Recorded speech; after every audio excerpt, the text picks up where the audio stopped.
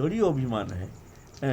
मैं पंडित हूँ, मैं कुलीन हूँ, मैं मानी हूँ, मैं गुणी हूँ, मैं धनी हूँ, मैं भजनानंदी हूँ, मैं ऊंची जात हूँ, मैं श्रेष्ठ हूँ, मैं पूजनीय हूँ, ये सब अभिमान से पैदा होता है।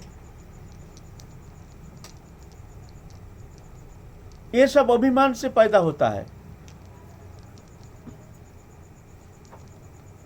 तो ये जड़ियो अभिमान जब तक रहोगे तब तक जाकर के उस हृदय में वो शुद्ध प्रेम अनुप्रविष्ट होना कदापि संभव नहीं है।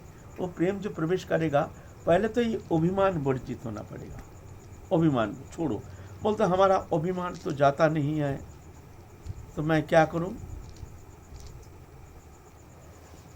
पुनः पुनः चेष्टा करना, देखना चाहिए हम जो साधन करते हैं हमारे अंदर कौन सा अभिमान है। हम भजनानंदी हैं, ये भी अभिमान है।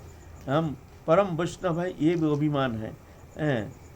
ये अभिमान ये भी नहीं रहना चाहिए। मैं ऊंची जात के हूँ, उच्च वंश के हूँ, ये अभिमान। मैं विद्वान हूँ, धनवान। पहले तो ये अभिमान रूपी गांठ, अज्ञान रूपी जो गांठ है, ग्रंथि जो है, जड़ चेतन ग्रंथि सबसे बड़ा ग्रंथि। ये सबसे बड़ा ग्रंथि जीव को स्वरूप विस्मृत करके संसार चक्र में फंसा करके घुमा रहा है। अज्ञान जात ग्रंथि, उस ग्रंथि के ऊपर फिर और ग्रंथि। एक ग्रंथि तो पहले सबसे बड़ा ग्रंथि है, और उस ग्रंथि के ऊपर एक अभिमान रूपी एक ग्रंथि और गांठ।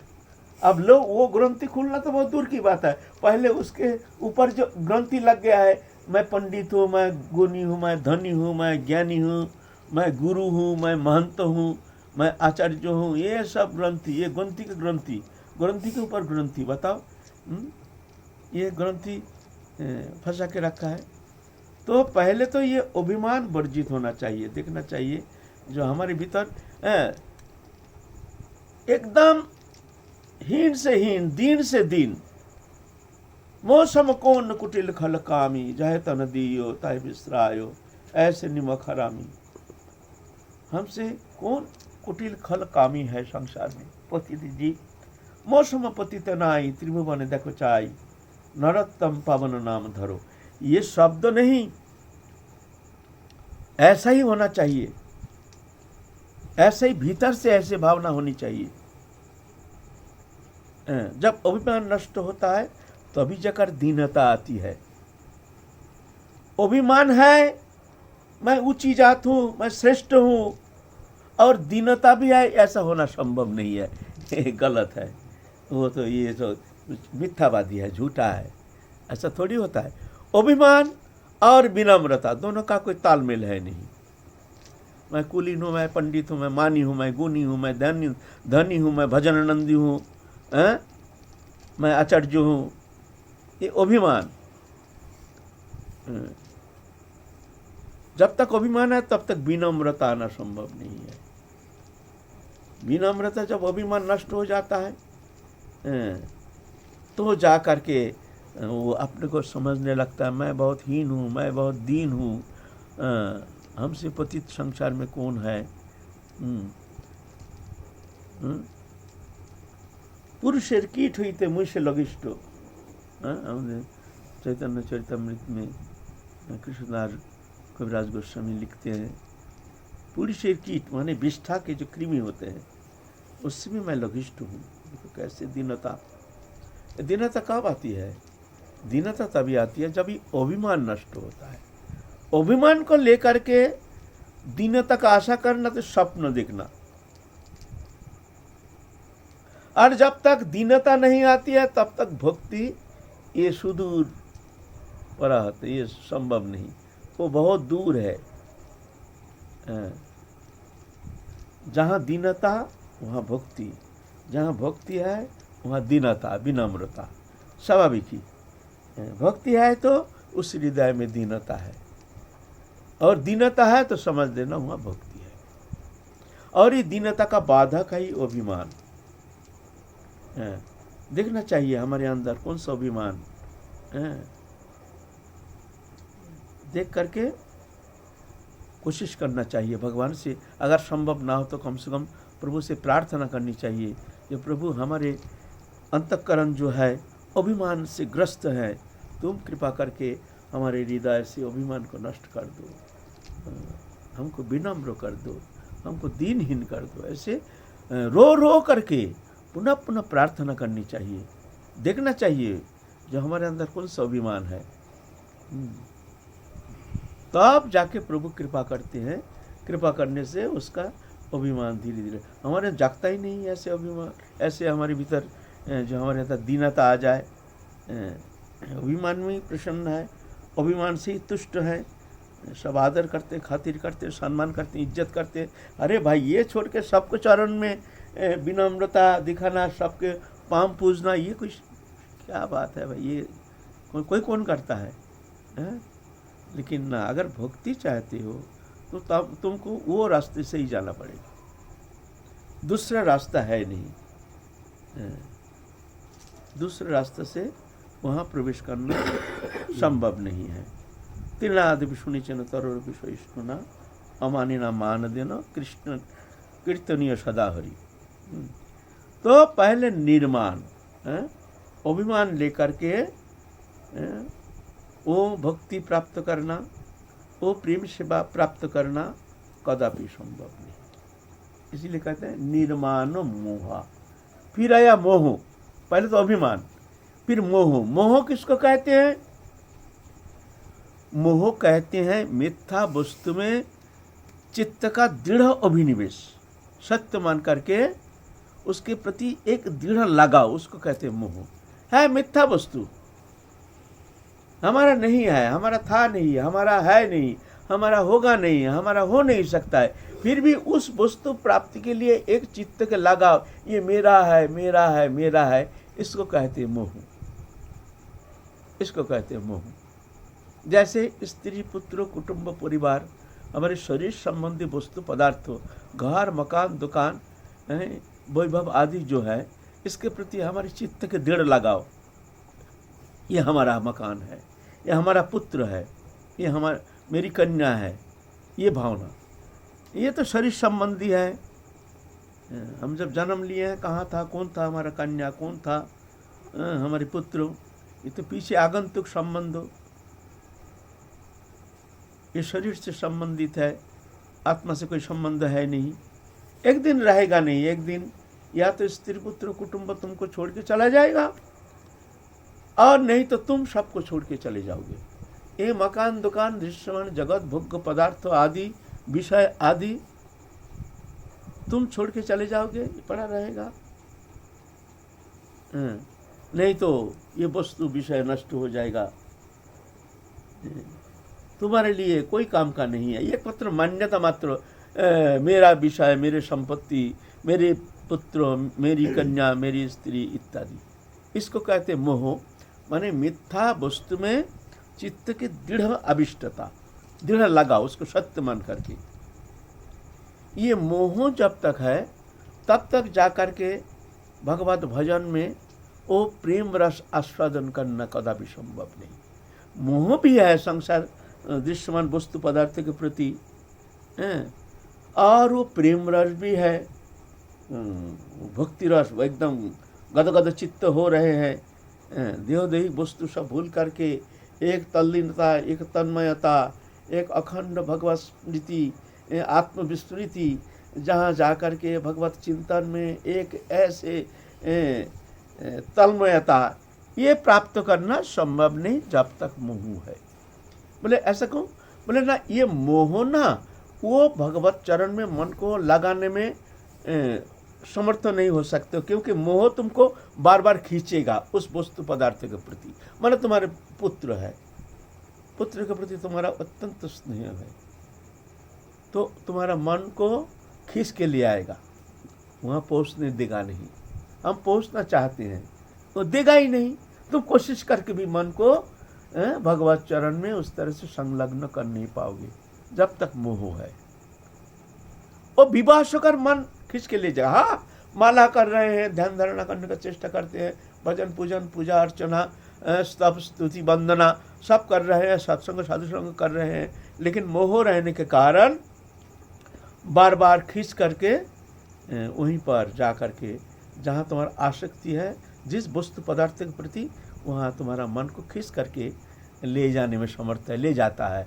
यहाँ बैठे बैठे मान लो हम सब छोड़ छाड़ के आए हैं वृंदावन में साधु संग सत्संग करने के लिए, गुरुचरण सान्निध्य में आए हैं, लेकिन घर में हमारा बच्चा कच्चा है, कोई विषय आदि कोई भी जो वस्तु हमारे ज़्यादा ही उसके प्रति हमारे आकर्षण है, यहाँ बैठे बैठे उसका चिंतन करते हैं। कल जाना है, बहुत दिन हो गया, आज 3 दिन हो गया, घर छोड़ के आए हैं, न जाने बच्चा कच्चा क्या कर रहे हैं। अरे भाई तुम आए हो यहाँ, थोड़ा भगवत चिंतन में मन को लगा दो, वो जो है ठीक है, चिंता करके तुम क्या करोगे ना। एक विवशता, चेष्टा करके भी मन बार बार खींच लेता है ना, काल सुबह ही चलेंगे। काम नहीं है, ऐसा जरूरी नहीं है, लेकिन वो विवशता, चलो काल ही चलो। तो ये जब तक मोह है, मोह एव ही कारणम, कश्य के पति पुत्राद्या मोह एव ही कारणम। कौन किसके स्त्री पुत्र कुटुंब परिवार, मोह ही एकमात्र कारण है। कोई किसी का ना स्त्री ना पुत्र ना कन्या कुछ है, मोह ही कारण है। तो जब तक मोह है तब तक जा करके तुम उस स्थिति प्राप्त करना, ये स्वप्नवत अलीक है, भूल जाओ। ये शब्द है, ये कहने की बात है, हम भजन करने आए हैं, देखना चाहिए हमारा मन कहाँ कहाँ फंसा है, कौन सा वस्तु हमको आकर्षण करता है, बार बार खींचता है। तो ये निर्माण अभिमान वर्जित पहले होना पड़ेगा, दीनहीन होना पड़ेगा, कंगाल होना पड़ेगा, सबके पांव के नीचे आना पड़ेगा। सब हमसे सृष्ट है, सब हमसे सृष्ट है, सब हमारे पूजनीय है। हाँ, इसमें थोड़ा बात है, गुरु शिष्य का तारण भर्षण करेंगे शिष्य के मंगल के लिए।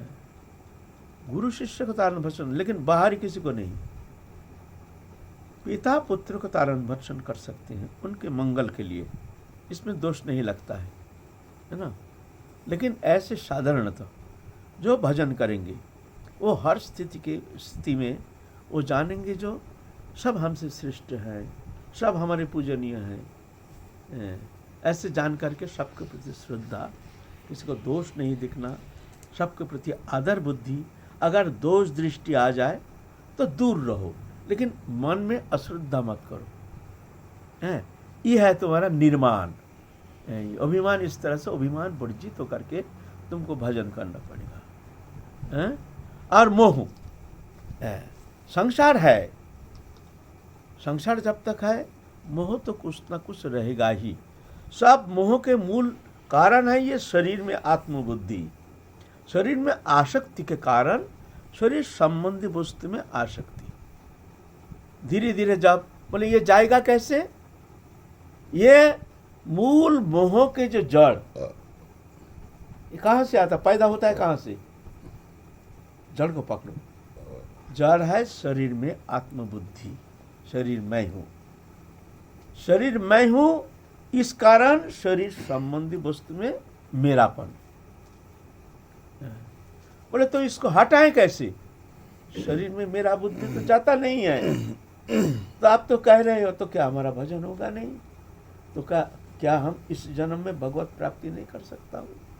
तो उपाय तो बताओ। बोले उपाय एकमात्र है जो स्वरूप तुमको गुरुजी ने, गुरुदेव ने प्रदान किए हैं। नित्य स्वरूप, सत्य स्वरूप, शुद्ध विशुद्ध स्वरूप। हमारे उपासना पद्धति में जो मंजरी स्वरूप उपासना पद्धति है, ये सर्वोत्तम पद्धति है, सरल सुगम सहज सरस उपासना पद्धति। लेकिन इस पद्धति हम अपनाते नहीं है। कौन कितना चिंता करता है जो मैं शरीर नहीं, मैं वो स्वरूप हूँ, मैं वो दिव्य स्वरूप हूँ, मैं मंजरी स्वरूप हूँ, मैं राधा रानी की हूँ, राधा रानी मेरी है, मैं चिन्मय हूँ, मैं दिव्य हूँ, मैं आनंदमय हूँ, मैं इंद्रियातीत हूँ, मैं गुणातीत हूँ, मैं मायातीत हूँ, मैं चिन्मय शुद्ध सत्य सनातन दिव्य आनंदमय वो स्वरूप। नाम रूप वर्ण वस्त्र अलंकार सेवा कुंज स्थिति, और ये कल्पना नहीं जो ये कल्पना करो, ना ना, अरे कल्पना तो शरीर में मैं हूँ, यही तो कल्पना है, वो कल्पना वो सत्य है, वो सत्य है। राधा रानी की कृपा से वो स्वरूप पुष्ट होता है। धीरे धीरे साधक के साधन चेष्टा ध्यान धारणा उपासना करने के लिए उस स्वरूप का चिंतन, ये शरीर में हूँ लेकिन ये शरीर मैं नहीं, इसके अंदर मैं हूँ लेकिन शरीर से अलग हूँ। वो कौन है? नहीं, वो स्वरूप है, वो मंजरी स्वरूप है, वो राधा रानी की कृपा प्रदत्त, जो राधा रानी की कृपा से पुष्ट होता है वो स्वरूप सिद्ध होता है। साधक के साधन चेष्टा चिंतन, शरण मनन, ध्यान धारणा, सेवा चिंतन, लीला चिंतन इत्यादि चिंतन के द्वारा जब भजन करेंगे तो चिंतन करेंगे मैं वो स्वरूप हूँ, मैं राधा रानी के चरण सान्निध्य में बैठी हूँ, मैं सेवा कर रही हूँ। इस स्वरूप चिंतन के माध्यम से राधा रानी की सेवा करेंगे। इस तरह से चलते फिरते भी चिंतन करेंगे, ये शरीर के भीतर मैं हूँ लेकिन शरीर मैं नहीं। तो इस तरह से जब वो स्वरूप चिंतन दृढ़ होता है, पुष्ट होता है, तो धीरे धीरे हमारे ये जो जड़ीय अभिनिवेश, ये शरीर में जो आत्मबुद्धि, ये मोह का जो जड़ है, ये धीरे धीरे ढीला होता जाता है, ढीला हो जाता है, खुलता जाता है। वो चिद अभिनिवेश जितना बढ़ता जाएगा, जड़ीय अभिनिवेश माने शरीर में आत्मबुद्धि उतना हटता जाएगा। ये प्रक्रिया है। लेकिन ये तो नहीं है, प्रक्रिया कहाँ अपनाते हैं, यहाँ कहाँ अपनाते हैं। तो सबसे बड़ा तो ग्रंथि के ऊपर ग्रंथि, जड़ चेतन ग्रंथि, जड़ चेतन ग्रंथि के ऊपर भी ग्रंथि है, मोह और अभिमान। एक ग्रंथि के ऊपर दो ग्रंथि लग गए, लो अब ग्रंथि खोलो। तो सर्वोत्तम उपाय है जो अपना स्वरूप चिंतन करना। मैं शरीर नहीं, शरीर संबंधी वस्तु मेरा नहीं, मैं शरीर में हूँ लेकिन शरीर से अलग हूँ, ऐसे जान करके जे राधा रानी से ही हमारे नित्य संबंधो पहले था, अभी है, पीछे रहेगा।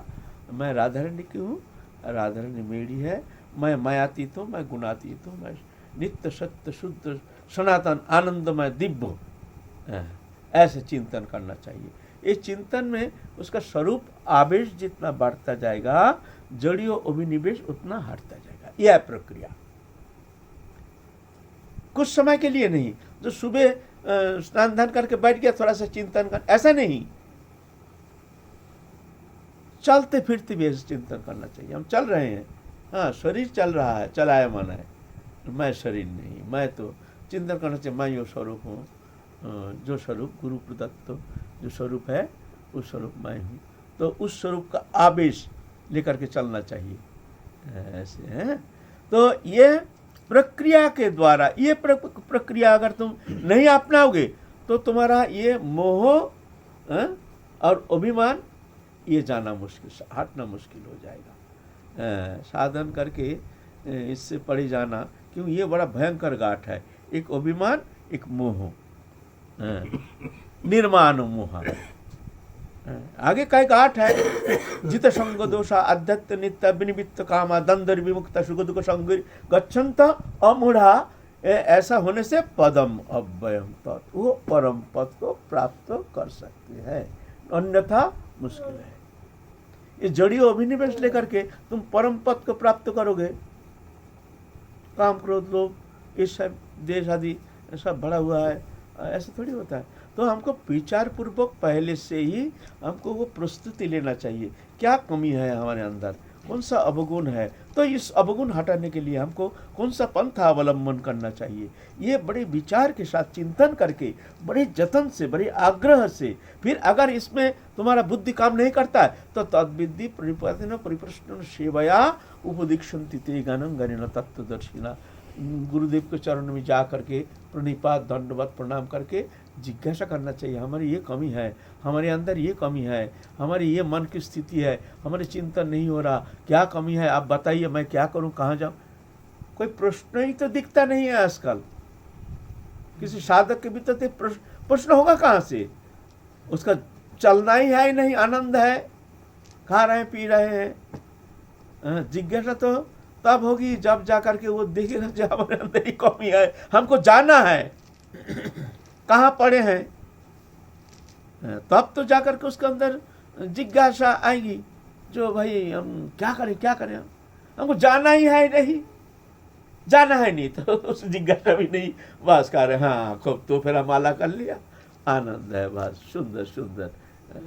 चलो तो क्या, तो इसीलिए ये ग्रंथ संबंध में कई गुण, अवगुण तो बहुत सारे हैं, लेकिन उसके अंदर ये कई अवगुण विशेष करके बताया है जो ये साधक को बड़े विचार पूर्वक देखना चाहिए, हमारा मन कहाँ फंसा है और ये बंधन के लिए हमको क्या करना चाहिए, कौन सा उपाय अवलंबन करना चाहिए, ये देख करके बड़े विचार से गुरु चरण सान्निध्य में जा करके प्रश्न तत्सहित उनकी सेवा, उनकी प्रसन्नता संपादन, इसके द्वारा फिर गुरु मुख से फिर वो तत्व विषय में जान करके फिर आगे बढ़ने के लिए प्रयत्न करना चाहिए। हम लोग फिर काल चलेंगे आगे, हमारा इसका निरसन करेंगे आगे, ये कमियां मिटाना इस विषय में, जिस कारण हम फंसे हुए हैं।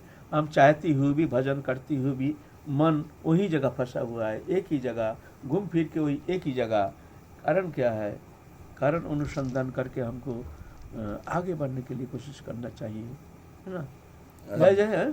देश काल परिस्थिति के अनुसार शिष्य यदि गुरु तक नहीं पहुंचा पाए, ये सब बातें उनके मन की महापुरुष के सानिध्य में जाओ, जो जानते हैं, जो अनुभवी हैं, या तुम जिसको मानते हो, जिसको ऐसे देखना पड़ेगा। लेकिन उनके पास तक पहुंचे तभी तो पहुंचने का आग्रह होने से तो पहुंचेंगे, आग्रह ही है नहीं, पहुंचेगा ऐसे ही।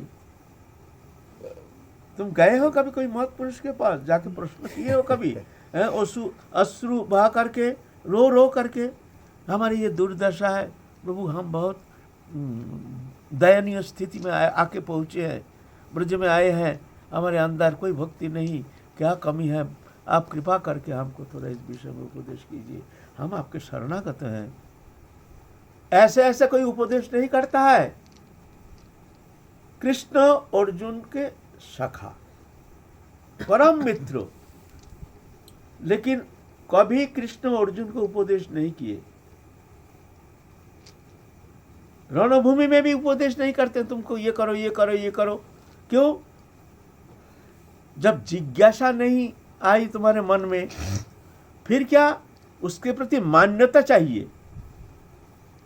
हम मान लो इसके पास जाके प्रश्न करेंगे तो हमको ये मानना चाहिए कि ये हमसे ज्ञानी है, इनको जानकारी है, उनके प्रति श्रद्धा रहनी चाहिए, तो अब फिर उनके पास जाके प्रश्न करना चाहिए। बिना प्रश्न से अगर उपदेश होता है तो वो उपेक्षित हो जाता है। मान लो इनका हमारे प्रति श्रद्धा नहीं है ना, और हम इनका कहते हैं तुम ये करो तुम ये करो तुम ये करो, तो क्या होता है, ये बोलता है अरे तेरे क्या उपदेश कर रहा है, मन ही मन में कहेगा है उपदेश कर रहा है, अपना तो पालन करता नहीं है, मन ही मन में कहेगा, क्योंकि इनकी श्रद्धा कम है हमारे ऊपर। श्रद्धा कम होने के कारण वो स्वीकृति नहीं, और वो उपदेश कोई काम में आता नहीं है। काम में आएगा कब? जब श्रद्धा तीव्र होनी चाहिए। श्रद्धा, जो व्यक्ति तुम्हारे लिए बहुत श्रद्धालु है, उनके चरण में जाकर के तुमको प्रश्न कर, तुम्हारा श्रद्धा ही है नहीं, विश्वास ही है नहीं, तो कृष्ण तो स्वयं साक्षात पूर्ण ब्रह्म सनातन, किंतु कभी उपदेश नहीं किया है अर्जुन को। उनके साथ रहे थे, हाँ दोस्त है, सखा है। क्यों? जानते हैं भाई, सखा है, मित्र है, सखा है, दोस्त को अगर अधिक उपदेश करोगे ना तो हीन भावना आ जाती है, अरे ये हमारा सखा है, ये हमको उपदेश कर रहा है। ये समभाव है ना, कि दोस्त कभी गुरु नहीं होता है, हो नहीं सकता है। तो जब घबरा गए हैं रणभूमि में, कुरु पांडव जब कौरव और सेना सब सामने आ गए हैं, देख रहे हैं जो एकदम ही हमारे सब कुटुंब परिवार, हमारे सब गुरु वर्गो सब कौरव सेना जितना है सब हमारे गुरु वर्ग है, सब हमारे रिश्तेदार कुटुंब है, ये बाहर के कोई है ही नहीं। हाय हाय, इनके साथ लड़ाई करके हम क्या करेंगे? हमारे जिसके साथ लड़ेंगे वो हमारा गुरु वर्ग है, हमारे प्रिय बांधव है, हमारे मित्र है, हमारे सखा है, इनके साथ हम लड़ेंगे। कांपना शुरू हो गया। ऐसे राज्य विजय करके हम क्या करेंगे? धनुष बाण त्याग दिया। कृष्ण हंस रहे हैं, फिर भी उपदेश नहीं कर रहे हैं। अब अर्जुन घबरा रहे हैं, हमको क्या करना चाहिए? तब जाके आया दीनता। कार्पण्य दोषोपहित हत स्वभाव पृच्छा में तांग धर्म संहरच्यता जस्य सत तन्मे शिष्यस्ते हंग शादिमांग तांग प्रपन्नम।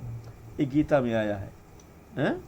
अर्जुन कहते हैं कार्पण्य दोषोपहत स्वभाव, कार्पण्य मेरी छोटी बुद्धि के कारण मेरी बुद्धि खराब हो गया है कृष्ण।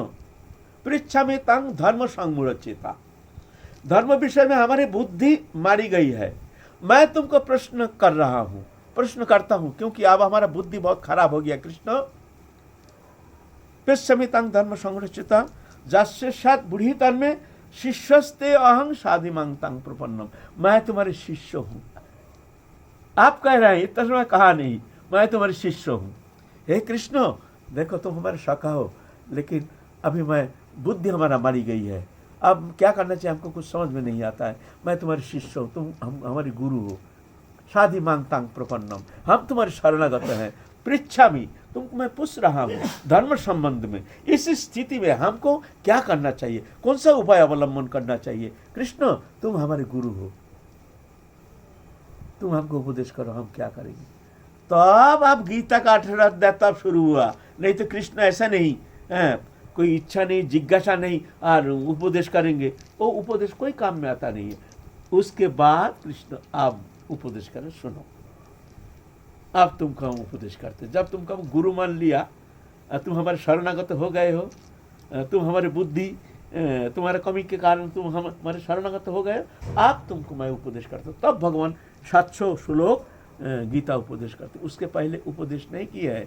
ऐसा ही जहाँ मान्यता नहीं है, श्रद्धा नहीं है, वहाँ जाने से कोई लाभ नहीं है, उनका उपदेश से कोई काम नहीं होता है। चाहे कितना विद्वान हो, मान लो ये बहुत भारी विद्वान है, बहुत पहुँच है, लेकिन इनके प्रति श्रद्धा नहीं, तो इनके उपदेश से हमारा कोई काम नहीं होगा, हमारा कोई काम नहीं होगा, है ना। तो इसीलिए तद विद्धि प्रणिपाते न परिप्रश्न सेवया, तो आप जब उपदेश थे गाना, है ना। जय जय श्री राम। एक छोटा सा प्रश्न, जैसा आप कह रहे तो शुरू में तो भगवान की तो कल्पना ही की जा सकती है। आप कह रहे हैं सत्य है, वो तो किंवदंती, खैर आप शास्त्रों की बात हम विश्वास करेंगे तभी तो हम मानेंगे। लेकिन शुरू में तो साधक कल्पना ही कर सकता है कि भगवान है, क्योंकि प्रत्यक्षदर्शी तो है नहीं। तो भगवान है, सृष्टि है, सृष्टि तो है ना, पूरा सृष्टि देख रहे हो, हैं? एक सृष्टि कितना सुंदर सिस्टमेटिक वे से रेगुलेट हो रहा है। आकाश, जल, वायु सब कैसे सिस्टमेटिक वे से, किस तरह से एक एमीबा, छोटे कीटाणु हैं, ये इसका अंदर भी प्राण संचार है, प्राण क्रिया चल रही है। ये कौन ने किया है? ये सृष्टि तो कर्म है, कर्म है ना सृष्टि। तो कर्म है तो कर्ता बिना कर्म कैसे होता है? उसका कोई कर्ता है तब तो कर्म हो रहा है ना, वो कर्ता ही भगवान है इसमें, और ये तो प्रमाणित है। जब कर्म हम देख रहे हैं हो रहा है, सूर्य रोशनी दे रहा है, सृष्टि कितना सुंदर सिस्टमेटिक वे से कितना सुंदर रेगुलेट हो रहा है। हमारे भीतर देखो प्राण क्रिया संचार कैसे कैसे क्रियाशील हो रही है। प्राण अपान समान उदन बैन नाक कर्म क्रिकट धनंजय इत्यादि क्रिया हमारे अंदर चल रही है। कौन कर रहा है?